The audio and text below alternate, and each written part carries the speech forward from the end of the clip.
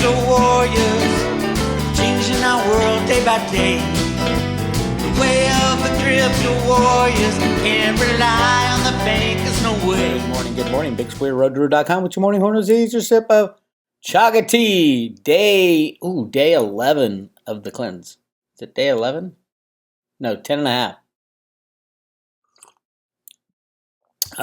No, it's day 11. I'm halfway through. Woo! Pretty soon, 10 days, you're going to see me this big. This big. I do want to point out, if you're watching this on YouTube, please hit the like and especially the subscribe button. I am inching up to 100,000 subscribers, even though YouTube, I remember the early days when YouTube wasn't like shadow banning and taking subscribers away. I was getting like 10,000 subscribers a month. I'm doing these calculations. Holy moly, I'm going to have 1 million subscribers within a year. And then they put down their lockdown policies. So censorship is alive and well on YouTube, as we all know. But supposedly at 100,000, you get more visibility. So please click subscribe and like this video so more people can see it. We need to get this message out to everybody.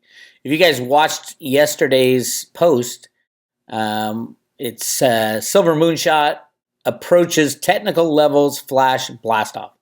Now, I did get some blowback on this one, as I always get blowback, but the reality of whether or not technicals matter in a rigged market, it's how the big criminal banksters fleece you. If you follow technicals, you probably have never made any money because they'll run by a certain technical point and you're thinking, oh my God, it's finally going to run. And then they slam it down 10 times worse. So they use the technicals to destroy the weekends. That's in the past. In the present, it is amateur hour on silver shorting on the comics. Amateur hour on silver shorting in the comics. Why? Because not even the comics, in silver. Yes, you can short silver outside the comics. There's various ways. You can short ETFs, obviously, which I think it's 29 million ounce short position on SLV, which is insane. I mean, why does the SEC allow short positions on commodity EFTs when 1 ounce of one share is supposed to represent 1 ounce of silver? Clearly, it does not if there's 29 million ounces short.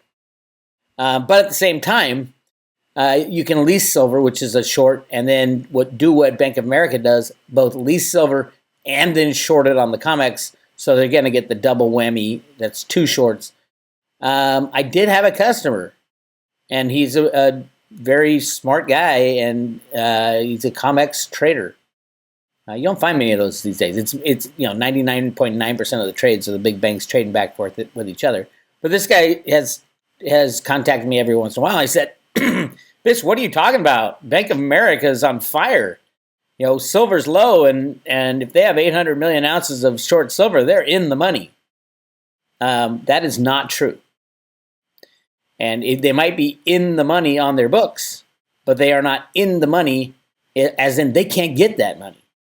They will never be able to close out an 800 million ounce short position. The only way to get in the money on a short position is to buy back the short. We're at a point in silver where very bullish. The COMEX positioning is extremely bullish, and you have to have buyers. If you're a short and you're up, let's just say Bank of America. I think they're pretty much flat, but let's say they're up $1 billion or $10 billion on their silver short position. Let's say they shorted everything up at $28, $29, and they're sitting here going, yeah, look at all this paper gains we have. Let's cash it in and go to the bank. On the first sell of silver into the market, they're going to find a complete glut of buyers and no sellers. They were the only seller for the last year, Bank of America. What are they going to do now? To ever recognize any kind of positive gain on any position, they have to buy back that short position. And if it's true what Ted Butler says, 800 million ounce short, what the hell are they going to do? So that's where we are. So I think the technicals usually don't mean anything, but in this case where a particularly foolish move was made by Bank of America to save the system, and as facilitated by the CFTC's Rustin Benham, he told everybody he did this. We had to tamp down the silver price back a year ago.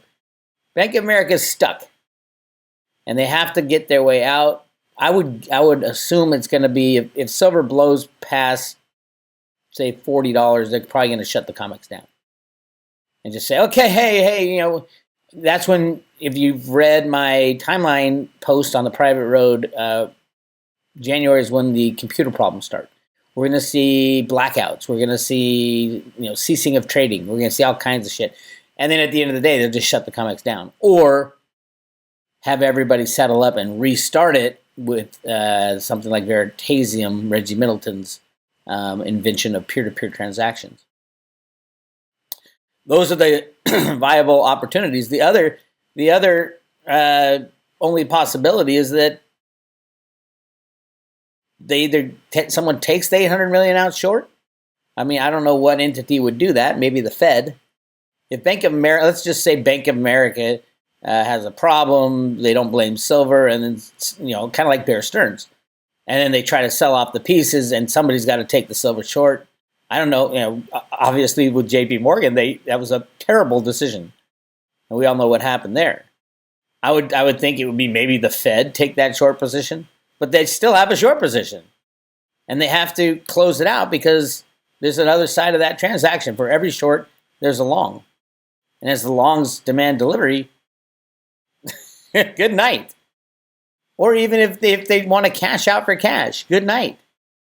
Remember, these shorts have to cover. That is the essence of, and the real risk of shorting. You have unlimited losses to the upside. So keep that in mind as we cruise through life. I do want to talk a little about cryptos because I have been neglecting the crypto world, mainly because I'm a hodler. I know what it's like to hodl. I felt this feeling of when the cryptos are crashing. This isn't a big crash, so I didn't think it was a big deal, but people are freaking out. And I'm like, why are you freaking out? You would have been terrible back in the early crypto days in 2013, 14, 15, 16, 17, 18, 19. This is normal. Cryptos run, a whole bunch of people get in, and then the banksters and criminals slam it down. Now, this is probably, because of the timing, it was done by, obviously, the U.S. Treasury and the Federal Reserve. They get together, the President's Working Group, with the Exchange Stabilization Fund, throw all kinds of derivatives at the exchanges, and throw all kinds of FUD out there. It's, we've been through it over and over again. It's nauseating. If you're looking for something to get rich quick, wait till the cryptos run really fast. Get in and then get out real quick. If you're looking to secure your future in cryptocurrencies, have cryptocurrencies to use in the future, then you buy them and you hodl. And so when you're a hodler, every time the price goes down, that's good. That's a good thing. That means you can scrape up some more pennies and buy a cheaper cryptocurrency because you're hanging on for dear life. Because you know in the future that cryptos are the future of finance, of money. It should be obvious to everybody who follows this space. Anyway, I don't know which ones will survive the best. I do have my favorites. My number one favorite, Theta, is about to drop pennies from heaven. T-Drop, the NFT liquidity token, mining token for Theta Drop, launches on February 1st. So everybody who has been hodling, this is a huge reward for hodlers. Hodl Theta and Theta Fuel, because you're getting huge rewards for doing that. Everybody who's been hodling Theta and staking it is going to get T-Drop tokens. This is their NFT token. Huge potential for NFTs, and Theta is doing everything right. They aren't like the go-to place for NFTs yet, but they will be. They will be because they're doing everything right. They got their KYC going. They got everything is going well at Theta. Don't worry about Theta. It's not the shiny object in the supermarket. It's not the beanie baby that everybody's running after right now. But I don't invest in beanie babies. I invest in sound companies with world-changing ideas. And the use case for Theta is by far the number one use case. Theta is trading around $4, amazingly. It was number 8 for a while, and right now it's number 40 or 39. Number 39 on CoinMarketCap, $4.11. This is a technology that has to be implemented for the World Wide Web to work. For the internet to work, we're going to have to implement Theta. I've gone over it, well, mainly for the private road members, that we're running out of bandwidth. It's one of the biggest problems on the planet right now. We're running out of bandwidth, and everything is going over to the internet, including your job, your education, everything. Your purchasing, everything. And there's not enough bandwidth, and this has been a problem. And every government has had huge meetings on how are we going to expand on broadband. Theta invented something and patented something that expands broadband for free. Run an edge node. It's an economic incentive program. I'm going to show you one of the pages on the private road to Ruta. I did a video on my Theta and T-fuel analysis. Now, this is dated, mind you. It's like over a year old. So some of the predictions obviously didn't come true this year. But this is the beauty of Theta, decentralized technology powered by an economic incentive program. That's why it's free. It's decentralized, so it's a software. Running edge node is software. Sharing broadband is software. And it's powered by an economic incentive program that is also decentralized. The decentralized part is it's software, and it's out there. And you can download it and run it. And then the whole world can do the same thing. Samsung can do an instant download of an edge node on every single one of their TVs around the world. And they will when the time comes, I believe. But it's better that they don't yet, because we can build a community of people who believe in the project, who are working on the project, investing in the project. And you need the foresight to say, okay, what's the world in the next 3, 4, 5 years going to look like? And here's the beauty of Theta. Number 1, a decentralized solution to bandwidth capacity problem. Governments around the world are talking about investing trillions of dollars into expanding broadband, because if we are going to a internet type of world, education is huge in the world. And everybody talks about the quality in education is all screwed up. If everybody doesn't have access to high-speed internet, then we are even more screwed. If only the rich people can learn, then another problem for the social justice warriors, right? So a decentralized solution to bandwidth capacity problem, and you don't have to pay for it. You don't have to have a government saying, okay, we'll spend $50 billion here and $50 billion here. And you don't have to pay for it because there's an economic incentive program as part of Theta. Number 2, works hand in hand with the current infrastructure. You don't have to tear anything down. You don't have to tear anything down. A lot of people talk about Elon Musk's Starlink. That's going to help, but there's so many problems with that. First of all, it doesn't have the capacity. Second of all, in Cliff's data, the obvious thing is if you're going to put 40,000 satellites circling the globe in the same in that same altitude, you're screwed. If one of them blows up, it hits another, and have you the ping pong ball effect. This is in Cliff's data, and all of a sudden you have a whole bunch of debris covering the Earth, and you don't have any internet, so we can't rely on something like that. Or China shoots one of the satellites, and the ping pong effect takes them all out, all 40,000 of them. So, I mean, an obvious problem that Elon, I don't know why he didn't think of that. Anyway, number 3, there's no cost. It's economically incentivized to share broadband. That's an amazing thing. You don't have to have Congress vote on it. You don't have to spend 10 years building out broadband just to find out that, 10 years later, the world has bypassed you. Number 4, solves the inclusive problem for underprivileged in the future. Absolutely. This is part of the Hitomi reading from the Crypto Viewing Guys. And both her and Dick Allgaier got a universal basic income aspect related to Theta Fuel, and probably T-Drop. Number 5, smart contract functionality with cheap and fast transactions. It's basically Ethereum on steroids, or they don't want to upset Ethereum people because Theta uses the same programming language. You can run the same contracts on Ethereum that you can run on Theta. But the Theta Labs guys are very quick to say, we're not competing with Ethereum.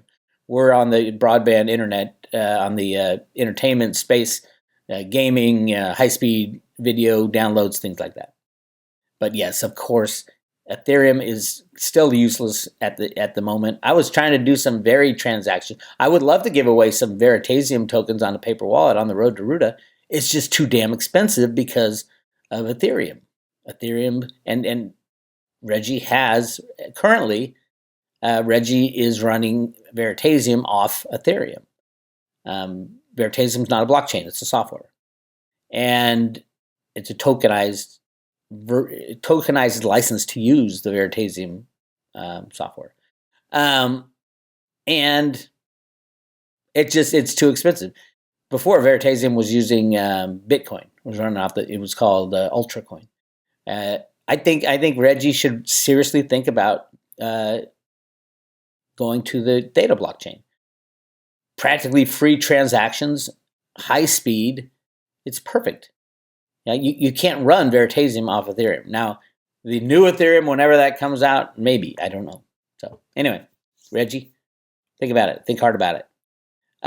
Number 5, smart contract. Oh, yeah, we did that. Smart contracts. You can run all the smart contracts off Ethereum. Off Theta. No ICO problems with the SEC. It was a venture capital funded startup. They almost ICO'd. And people say, no, here's the ICO. They're looking at, it literally came down to the last couple of days whether or not they were going to ICO. And then they pulled it when the SEC was starting to go after people. So you don't have that problem of the ICOs. And whether or not it will be deemed a security in the future, I don't know. If it is, that's fine. I think a lot of the cryptos will be deemed securities. It doesn't make it a bad thing. As a matter of fact, it makes it a good thing. It means you can be included in their system and suck out all the wealth from their system. Number 7, but if you had an ICO, that's a different problem. That's when the SEC is going to ding you. Number 7, limited supply with staking as global demand increases. You guys all know, from the all-time highs, Theta is down like 60% or 50 or 75%, 70%, something like that. So I think it's 66% because it's like 75%, right? But look at this. You want to see something that will just kind of shock you? It's right here. This is thetaboard.io. And remember when we started this thing, like 2 years ago, I'm like, man, look at all those staked Theta. And I was like, 65% of the Theta has been staked. Look at the staked Theta right now, still 65%. So all the sells that are happening on Theta is just happening with a tiny amount of people. That's how rehypothecated all cryptos are. Out of the 1 billion Theta, there is 650 million are staked, meaning they're taken out of circulation. What are these exchanges even trading? I'm not even going to go there. And only 43% of T-Fuel staked. That's why right now you're making massively more T-Fuel by staking T-Fuel rather than Theta. Anyway, let's finish up on the list. And the last one was unlimited amount of use cases when fully implemented. We've seen that. Oh my God. What can't Theta do? Now it's this monster NFTs. It's got, the list goes on and on. Mitch Liu was talking about 20 to 30 more patents. I think he said this year in one of his interviews, 20 to 30 more patents this year. Yes, the patent part is centralized. Absolutely. For what their use case is, you do need centralization. And the amazing thing is these patents are being granted like, Tic Tacs coming out of the patent office for Theta. Very few cryptocurrency patents have been issued by the patent office. Reggie Middleton's obviously is gigantic, but Theta just, what are they at, 6 now, I think, and moving? And Mitch is talking about 20 to 30 more this year. I mean, Theta's going to take over the universe. So when you see Theta at number 39, start just laughing in your head because it's going to be number 2, number 1 maybe. It'll be definitely in the top 5. So consider it a gift, all you hodlers who, the reason you hodl is you're going to save it till the big boom times, right? You're going to not worry about all these crashes. As a matter of fact, you should be buying when it does crash. That's my take. So anyway, yes, this is from the Theta Medium channel, NFTs. T-Drop comes out February 1st. It's not too late. You can start staking Theta now because they're giving it out for the next, I think, over a year still. They're giving out in a T-Drop to Theta stakers still going forward. So you haven't missed out. But the big lump drop was for everybody who has been staking since August of last year. And so a lot of people are looking forward to that. I am. I don't know what T-Drop will be worth. I think it'll do very well, though. I really do. I mean, there's more of them. I think there's 20 billion of them being made as opposed to the 1 billion Theta and 5 billion T-Fuel. But I think T-Drop will be more useful in the NFT space than T-Fuel will be. But T-Fuel will have different uses and I don't know. We're going to find out, right? This is brand new to the world. All right. So, yeah, go to the private road if you're a member and go to the Theta page on the private road and you can watch this whole video. Obviously, the numbers didn't work out, but I threw some numbers in there. But I think they will work out in the future. Yes, I do see ultimately Theta going into the thousands. Michelle White-Dove has it going from 2 to 3,000. I'd say at 10 or 20,000. But then you get into talking about the value of the dollar, which may be completely different. So it's a deep discussion. All right. I don't know why. I checked. The video is available from yesterday. It's this one. I don't know why it didn't show up on my on the website. But anyway, we have decided to change the dates on the Roadshow. We're working on it. I think we're going to keep the same cities and just bump it 1 month because of California's insanity. They've decided to lock down large parties in Sonoma, and I hear they're doing it all throughout California. We're having a lot of pushback as we try to book places, saying, "Oh no, they have to be masked all the time," and the insanity is run rampant in California. But hopefully, now they're not even. Now they're saying you have to triple mask or something stupid like that. Anyway, we are going to bump it a month. I'll put out if anybody, obviously we'll give refunds if you already bought a ticket, or you can just hang on to it and we'll announce when the new shows are in the next couple days. All right. If you want to join the Road to Ruta, go to roadtoruta.com. Hit subscribe today. You will get 50 T-Fuel loaded on a paper wallet and sent to your front door for 1 year subscription. Go check it out. This is Bix Weir, roadtoruta.com. I'll talk to you.